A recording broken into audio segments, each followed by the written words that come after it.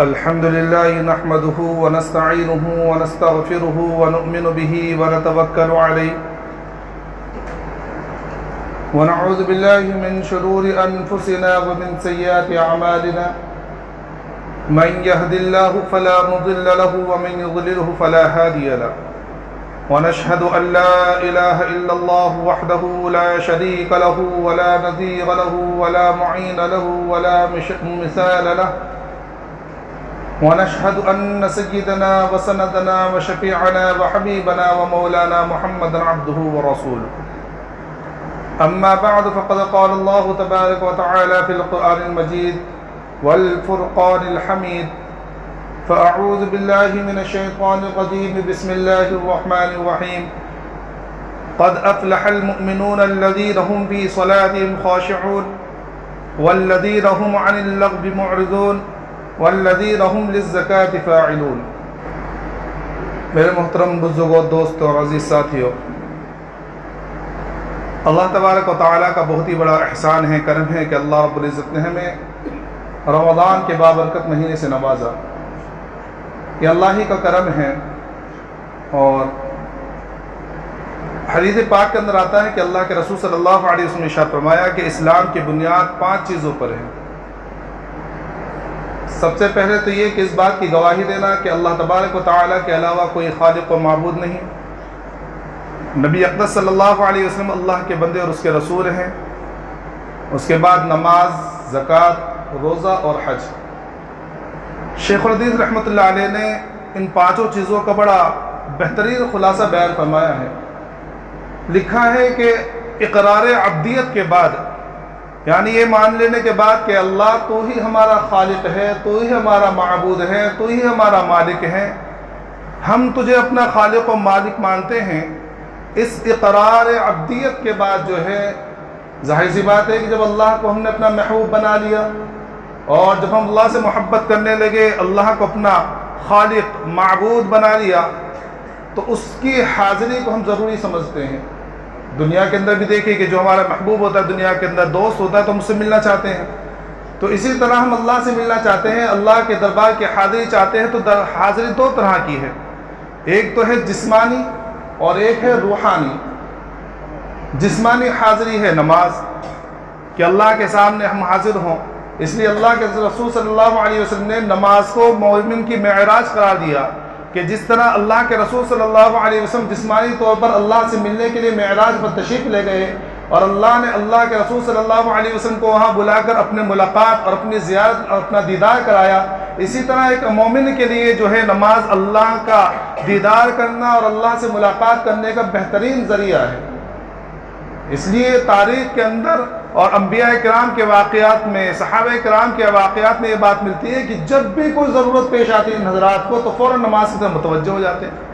خود اللہ کے رسول صلی اللہ علیہ وسلم کے بارے میں آتا ہے کہ جب بھی کوئی مشکل پیش آتی یا آپ کے گھر والوں پر کوئی تنگی پیش آتی، تو آپ خود بھی نماز کی طرف متوجہ ہوتے اور اپنے اصحاب کو اور اپنے گھر والوں کو بھی نماز کی طرف متوجہ کرتے ہیں۔ تو یہ ہے جسمانی حاضری، یہ ہے روحانی حاضری۔ اب روحانی حاضری جو ہے نماز۔ اب جب نماز کے لیے ہم آتے ہیں تو نماز کی طرف اعلان جو ہوتا ہے کیا ہوتا ہے کہ حی علی الصلاۃ، آؤ نماز کی طرف، آؤ نماز کی طرف۔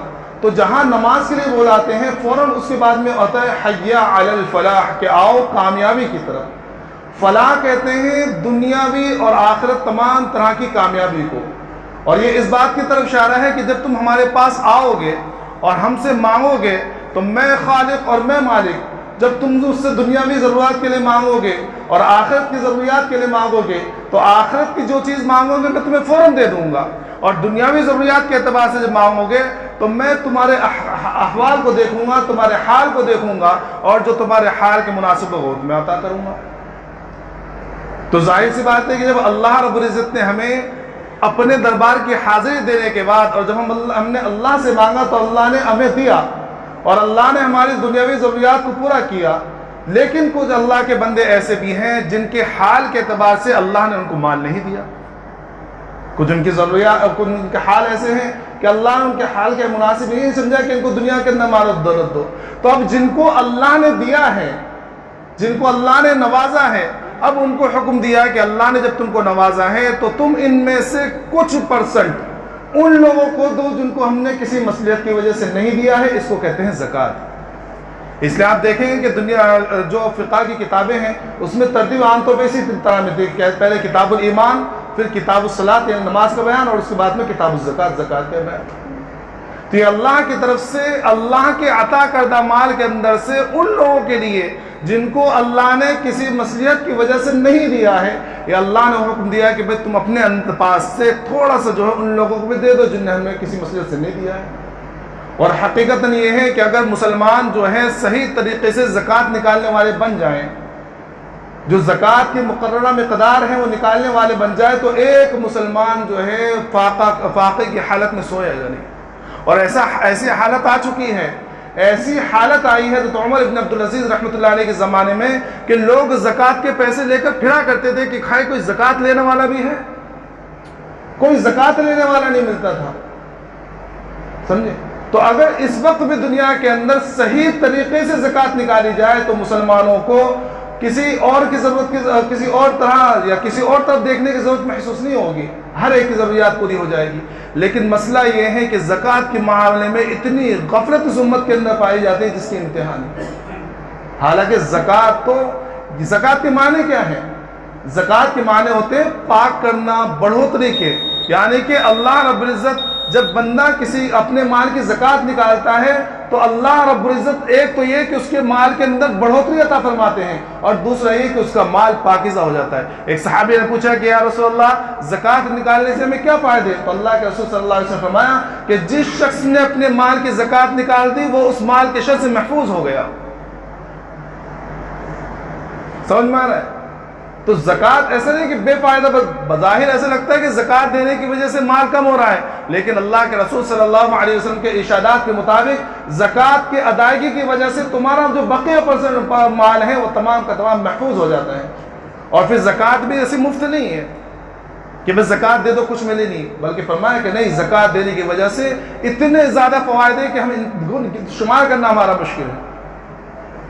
کہ زکوٰۃ کیا ہے کہ یہ اسلام کے اندر اس کی حیثیت ایسی ہے جیسے کہ پل کی ہوا کرتی ہے، یا اسلام کے اندر اس کی حیثیت ایسی ہے جیسے چوٹی ہوا کرتی ہے نا پہاڑ کی، ویسی کہ اسلام کی چوٹی تک جب تک نہیں پہنچ سکتا جب تک کہ کوئی انسان جو ہے زکوٰۃ کی ادائیگی نہ کرے۔ ایک حدیث پاک کے اندر اللہ کے رسول صلی اللہ علیہ وسلم فرمایا کہ ایک زکوٰۃ ادا کرنا گویا ایک درہم دیا ہے، لیکن اس کا ثواب 700 گنا تک بڑھ جاتا ہے۔ تو زکوٰۃ ایسا نہیں کہ بے بس زکوٰۃ دے دی اس کا کوئی فائدہ نہیں، زکوٰۃ کے بہت سارے فائدے۔ اسی طرح فرمایا اللہ کے رسول صلی اللہ علیہ وسلم نے کہ جو قوم زکوٰۃ دیتی ہے اللہ رب العزت اس کے اندر فراوانی عطا فرماتے ہیں، ان کی فصلیں اگا کرتی ہے، اور جو قوم زکوٰۃ روک لیتی ہے اللہ رب العزت اس کو قحط میں مبتلا کر دیتے ہیں، گرانے میں مبتلا کر دیتے ہیں، مہنگائی کے اندر مبتلا کر دیتے ہیں۔ آج جو ہم رو رہے ہیں نا کہ اتنی مہنگائی بڑھ گئی، اتنی مہنگائی بڑھ گئی ہے، اس کی ایک وجہ یہ بھی ہے کہ ہم زکوٰۃ صحیح طریقے سے ادا کرتے نہیں، کہ بہت زیادہ غفلت زکوٰۃ کے معاملے میں۔ کہ سب سے پہلے تو بہت سارے لوگ وہ ہیں جو جانتے نہیں کہ زکوٰۃ ہوتی بھی کہ نہیں، وہ تو سوچتے کہ ہم سال پر جو ہے دیتے رہتے ہیں دان وغیرہ، بس زکوٰۃ ہو گئی، نکل گئی زکوٰۃ۔ کچھ لوگ ایسے ہیں جو زکوٰۃ دیتے تو ہیں لیکن صحیح طریقے سے نہیں دیتے، بس اندازہ لگا دیا دے دیا۔ حالانکہ زکوٰۃ کا مسئلہ ایسا ہے کہ ایک ایک چیز کو شمار کرنا اور پھر شمار کر کے اس کے حساب سے زکوٰۃ نکلنا، جب زکوٰۃ نکلے گی۔ تو زکوٰۃ کس کے اوپر ہے؟ تو سب سے پہلے تو یہ کہ زکوٰۃ وہ ہے کہ جو صاحب نصاب ہو، تو اس کی جو شرائط وہ یہ ہے کہ اول تو مسلمان ہو، کافر کے اوپر زکوٰۃ نہیں ہے کیونکہ زکوٰۃ عبادت ہے اور کافر کسی عبادت پہ مکلف نہیں، عاقل ہو، پاگل کے اوپر زکوٰۃ نہیں، بالغ ہو، نابالغ بچے پر زکوٰۃ نہیں، اور صاحب نصاب ہو۔ اب اس کا نصاب کیا ہے؟ سب سے اہم چیز یہ ہے، زکوٰۃ کا نصاب جو ہے وہ یہ ہے کہ 52.5 تولہ چاندی یا 7.5 تولہ سونا، یا اتنی مقدار کا، یعنی جو اتنی مقدار کا جو 52.5 تولہ چاندی کے بقدر پہنچ جائے، اتنی مقدار کا اس کے پاس سامان تجارت ہو یا نقد روپے ہو۔ 4 چیزوں پر زکوٰۃ ہوتی ہے، کیش، وہ بینک میں رکھے ہو، گھر کی تجوری میں رکھے ہو، جیب کے اندر رکھے ہو، کسی بھی طرح کے ہو، زیورات، سونے چاندی کی شکل جو ہے، سونا اور چاندی، اب یہ زیورات کی شکل میں ہو सिक्कों की शक्ल में हो, बिस्किट की शक्ल में हो, या डली की शक्ल में हो, कोई भी शक्ल में। चौथी चीज़ है माल तिजारत। अब ये माल तिजारत जो है, जो चीज़ हमारे घर के अंदर वो दुकान के अंदर या कारोबार के अंदर हमने लगा रखी, वो तमाम चीज़ें जो है तिजारत की, इन तमाम तिजारत की सामानों के ऊपर जो है ज़कात है। ये 4 चीज़ें जो है ये अम्वाल ज़कात में शुमार होते हैं। अब निसाब मैंने बतलाया कि सोना जो है 7.5 तोला हो और चांदी जो है 52.5 तोला चांदी हो। लेकिन अभी जहन में हमारे क्या होता है, हम ये सोचते हैं कि हमारे पास तो सिर्फ 2 तोला सोना है तो हमारे पास तो ज़कात नहीं है। तो मेरा मोहतरम दोस्तों, अगर सिर्फ सोना हो, उसके अलावा ना तो माल तिजारत हो, ना चांदी हो, ना कैश हो, अगर सिर्फ सोना हो तो 7.5 तोला से थोड़ा से भी कम हो तो ज़कात नहीं होगी। समझ में आ रहा है? लेकिन अगर 1 तोला सोना भी हो और उसके साथ में थोड़ी सी चांदी भी हो, 1-2 तोला चांदी हो, अंगूठी हो, या नकद जो है अपने पास जो है कैश जो है वो 500,000 रुपये हो, या फिर ये हो कि उसके बाद तिजारत का सामान हो, तो अब इन दोनों को मिला लिया जाएगा। ऐसा नहीं कि मेरे पास तो थोड़ा सा सोना है, समझ, ऐसा नहीं, बल्कि अब दोनों को मिलाकर अगर इनकी मिकदार 52.5 तोला चांदी की बकदर पहुंच जाए तो अब उसके ऊपर ज़कात वाजिब हो जाएगी। समझ में आ रहा है? हम लोग क्या करते हैं कि हर एक का निसाब अलग अलग जोड़ते हैं, हर एक का निसाब अलग अलग नहीं है, बल्कि अगर इन दोनों में से थोड़ी थोड़ी चीज़ भी हो और थोड़ी चीज़ मिलाकर 52.5 तोला चांदी के बकदर पहुंच जाए तो भी ज़कात फर्ज हो जाएगी। जैसे आज के एतबार से आप देख लीजिए कि 52.5 तोला चांदी कितने की होती है। अब उतनी मिकदार में कैश हो अगर अपने पास तो भी ज़कात हो जाएगी। हाँ, ये ज़रूरी है कि ज़कात के जो अम्वाल ज़कात हैं, अब उसके अंदर सबसे पहले कुछ चीज़ें निकाली जाएगी। एक तो क्या निकाला जाएगा, एक तो ये है कि उसके ऊपर जो कर्ज है वो निकाले जाएंगे। मसलन मेरे पास 1 लाख रुपए है नहीं भाई, बता रहा हूँ, नहीं तो सोचिए कि मौलाना के पास तो 1 लाख रुपए कैश है, क्या हदिया तायब दे रहा है इनको रमजान में। एक तो वैसे नहीं देते, ऊपर से 1 लाख का सुन के और नहीं देंगे। तो 1 लाख रुपए मेरे पास है तो 1 लाख के ऊपर ज़कात तो है, समझ में आया? लेकिन अगर 1 लाख के बाद मेरे ऊपर कर्जा भी 1 लाख का है तो मेरे ऊपर ज़कात नहीं है, समझ में?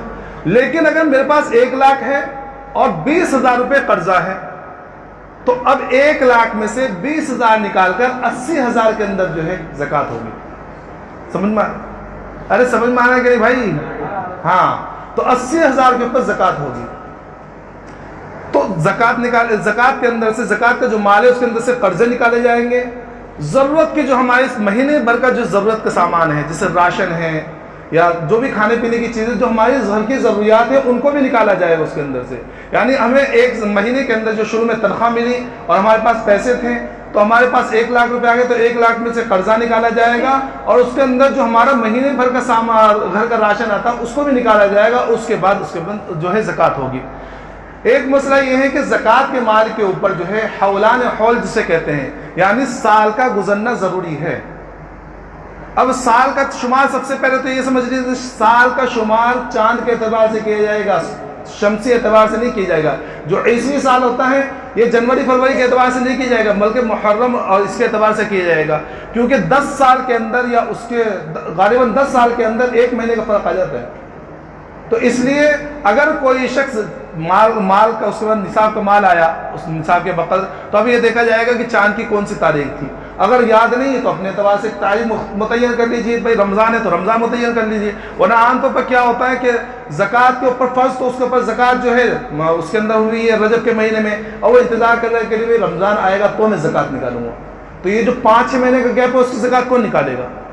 समझ में आ रहा है? इसलिए जिस वक्त भी उसके पास माल आ जाए उस वक्त उसके ऊपर साहिब ने उस वक्त से लेकर 1 साल के गुजरने के बाद जो उसके पास ज़कात हो जाएगी। अब मसला समझिए कि मेरे पास एक रमज़ान को 1 लाख रुपए आ गए इस रमज़ान में, अब उसके ऊपर ज़कात नहीं है क्योंकि मेरे पास अभी फ़िलहाल ही ज़कात नहीं है। अब ये 1 लाख रुपए मेरे पास साल भर रखे रहे, तो अब साल भर रखने के बाद जब अगले साल का 1 रमज़ान आएगा तो मेरे ऊपर उस माल की ज़कात हो जाएगी। ठीक है, अब मैंने इस साल तो इस माल की ज़कात दे दी 1 लाख रुपए की। अब जब अगला साल गुजर कर आएगा तो अगले साल के गुजरने तक जो माल के अंदर कमी बढ़ोतरी या ज़्यादती कमी हुई है उसका एतबार नहीं किया जाएगा। समझ में आया? अब जब साल गुजर कर आने के बाद दूसरे साल के अंदर 1 रमज़ान में اگر میرے پاس 50,000 روپے بچے تو 50,000 روپے زکوٰۃ. اور اگر میرے پاس رمضان کی 1 تاریخ سے 4-5 دن پہلے 1 لاکھ اور آ گئے، اس رمضان کی 1 تاریخ میں اب میرے پاس 2 لاکھ روپے ہو گئے، تو بہت سے لوگ یہ سوچتے ہیں کہ بھائی بقیہ 1 لاکھ پہ تو سال گزرا نہیں ہے، 1 لاکھ پہ تو سال گزرا ہے. تو اب ایسا نہیں ہے، پورے مال کے ایک مال کے اوپر سال گزرنا ضروری نہیں ہے. اب یہ 4 دن پہلے میرے پاس 1 لاکھ روپے آئے ہیں تو اب میرے اوپر زکوٰۃ جو ہے 2 لاکھ کی ہو جائے گی. اب مجھے زکوٰۃ جو ہے 2 لاکھ روپے کی ادا کرنی ہوگی. اب زکوٰۃ ہے کتنی؟ تو سب کو پتا ہے کہ 2.5% زکوٰۃ نکالنی ہے. اس کی سب سے بہترین طریقہ میں نے بتلایا کہ زکوٰۃ کا جتنے بھی مال ہیں، اچھا ایک چیز اور گھر کے اندر ہوتی ہے، وہ یہ ہوتا ہے کہ بیوی کے جو زیورات ہوتے ہیں اس سے کیا مسئلہ ہے، کیونکہ ہمیں ملکیت کا پتہ نہیں چلتا.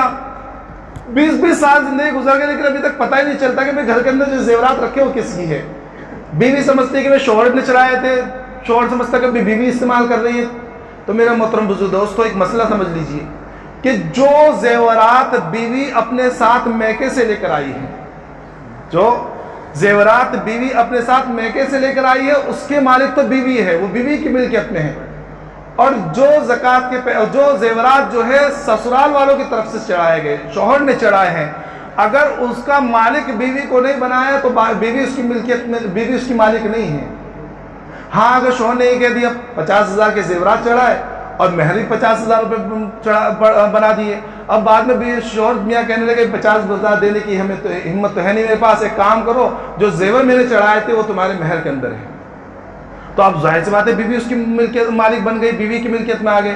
تو اب اس کے میکے سے لائے ہوئے زیورات، اس کے شوہر کی طرف سے چڑھائے ہوئے زیورات جو اس کو مہر میں دے دیے گئے، اب یہ سارے زیورات بیوی کی ملکیت میں آ گئے. بیوی زکوٰۃ بیوی کے اوپر ہے، شوہر کے اوپر نہیں ہے.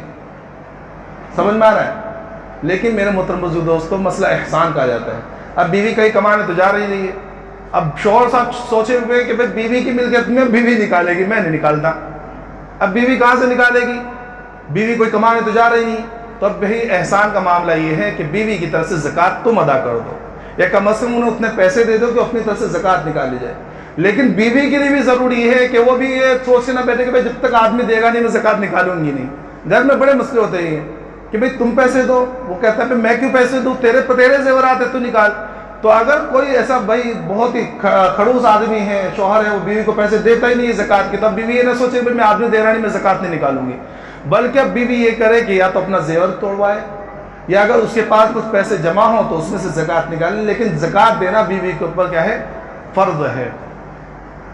اسی طرح جو ہمارے گھروں کے اندر پیسے رکھے ہوتے ہیں، میرے مطلب ہے کہ جو ضروریات زندگی ہے ان کے پیسے نکالے جائیں گے. اور ضروریات زندگی کیا ہے کہ 1 مہینے کا جو راشن پانی ہے، جو تیل ہے، سامان ہے، وہ ساری چیزیں.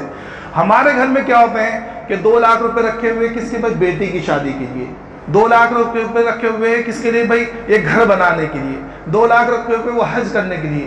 تو یہ حج، بیٹی کی شادی، گھر بنانا، یہ ضروریات میں سے نہیں ہے، ان کے اوپر زکوٰۃ ہے.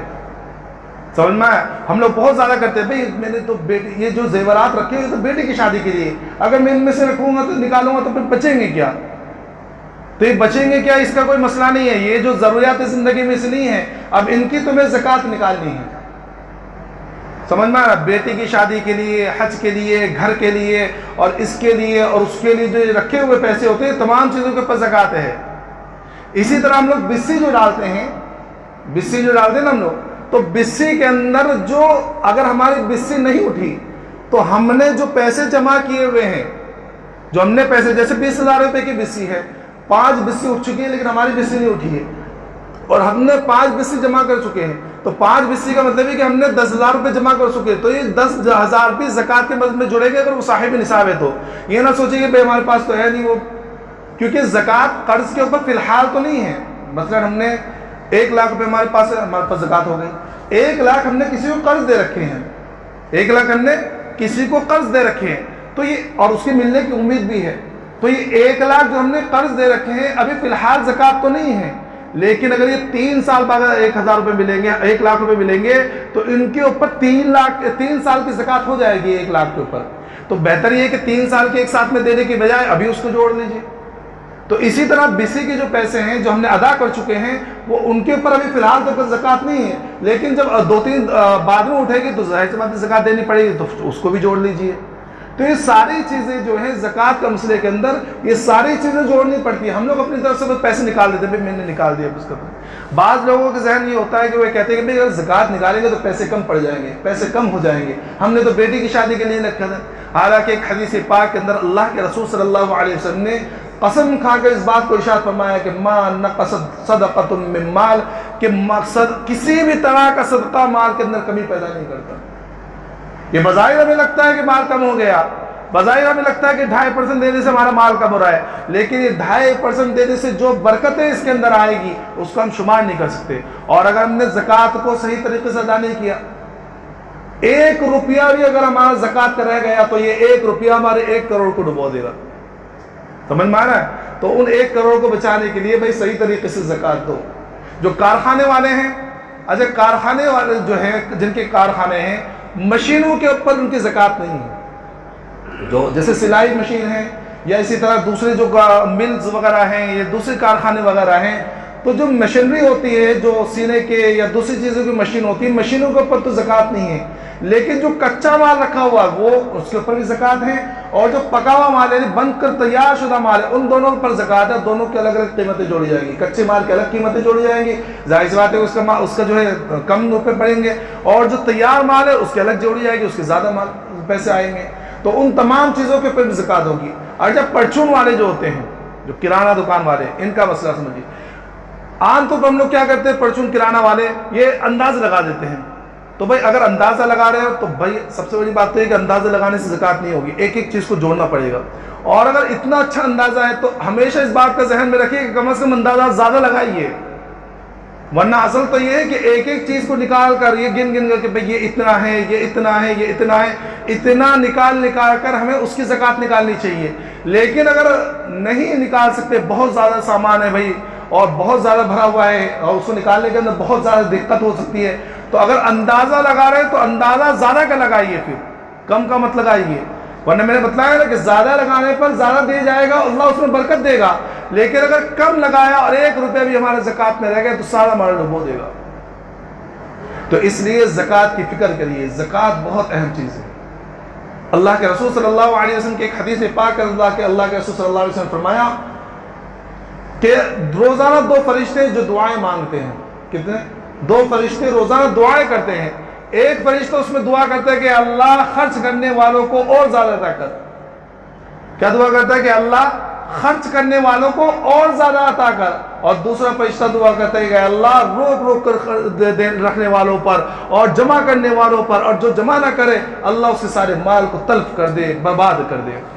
اب سوچے فرشتے دعا کر رہے ہیں تو جو لوگ زکوٰۃ ادا نہیں کرتے ان کی کیا حالت ہے۔ اس لیے زکوٰۃ بہت ہی اہم، اور سب سے پہلے بات تو یہ فریضہ ہے، سمجھ میں آیا؟ اللہ نے مال دیا ہے نا بھائی، اگر اللہ اگر مال نہ دیتا تو کس کے اندر اس کی طاقت ہے کہ وہ مال کما لیتا؟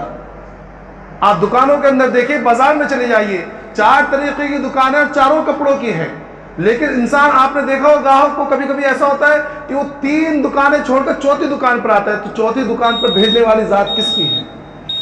یہ اللہ کی ذات ہے، اللہ تمہارے پاس مال بھیج رہا ہے۔ اور میں نے پہلے ہی بتایا تھا کہ اللہ نے تو قرآن میں اعلان کر دیا کہ اللہ نے تمہاری جان اور مال کو جنت کے بدلے میں خرید لیا ہے۔ اگر وہ چاہتا تو یہ کہتے تھے کہ پورا مال صدقہ کرو، پورا مال زکوٰۃ میں دو، لیکن یہ اللہ رب العزت کا احسان ہے ہمارے پر کہ اللہ نے پورا مال نہیں بلکہ کہا کہ اپنے مال کا 40واں حصہ 2.5% میرے راہ میں دو، اور میں ایسا نہیں کہ پورا مال لے کر تمہیں وہ کر دوں گا، بلکہ نہیں، بلکہ یہ 2.5% دینے کی وجہ سے میں بقیہ مال کو تمہارے محفوظ کر دوں گا۔ اللہ رب العزت تمام کو صحیح طریقے سے معلومات کر کے جان کر اور اچھے طریقے سے زکوٰۃ ادا کرنے کی توفیق عطا فرمائے۔ وآخر دعوانا الحمدللہ رب العالمین۔